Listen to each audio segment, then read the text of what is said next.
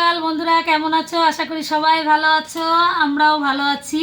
তো এই দেখো সকাল সকাল কি দিয়ে ভাত খাচ্ছি, ভেন্ডি সিদ্ধ, আলু সিদ্ধ আর কুমড়োর ফুল। আমি আর ছেলে খেতে বসে গেছি।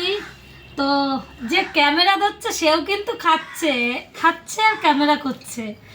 তো আজকে একটা ব্লগ ভিডিও নিয়ে এসেছি, দেখতে থাকো সবাই। তো সকালের খাওয়া দাওয়া কমপ্লিট করে দেখো রান্না বসিয়ে দিয়েছি। আকাশে কি মেঘ করেছে দেখো।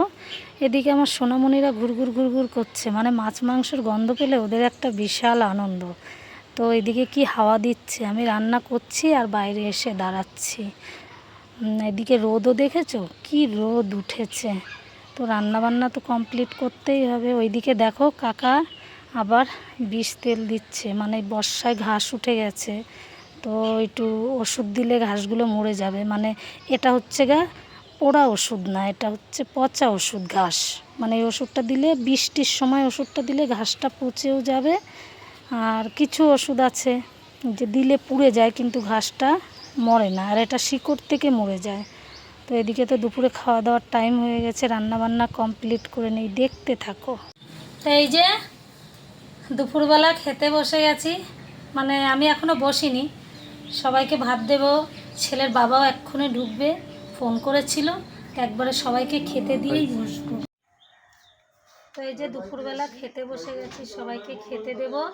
তো কি রান্না করেছি দেখো, এই যে এটা কুমড়োর পাতা বাটা। তোমরা কি কেউ খেয়েছো কি না জানি না, কুমড়োর পাতা বাটা এটা। আর এটা সকালে তো দেখেছো ওই কুমড়ো গাছ সব কেটে ফেলেছি, সেই কুমড়োর ডাগা দিয়ে, কুমড়ো দিয়ে, আলু দিয়ে, মিষ্টি আলু দিয়ে একটা সবজি করেছি।